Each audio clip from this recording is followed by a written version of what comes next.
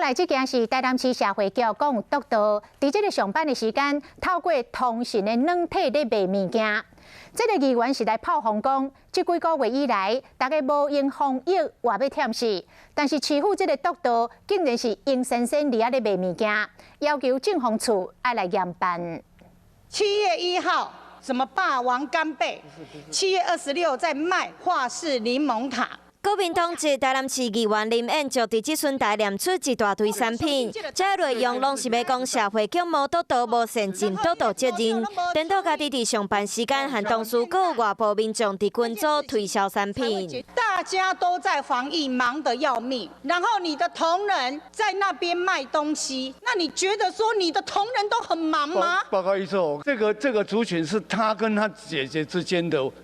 就加入他的网站。你在讲的那个是 FB。来看这位红豆所督导离谱的行为，5月19礼拜3嘛是3级警戒头一天，因为疫情先卖下豆尖，到7月初1卖霸王干贝，7月26礼拜4卖法式的蒙塔，全部拢是伫上班时间发的文章。过程当中有人看袂落，甲主管讲，想袂到督导要是无咧神经。 可是检举人不满，社会局的处分就是只扣他的0.5分的分数。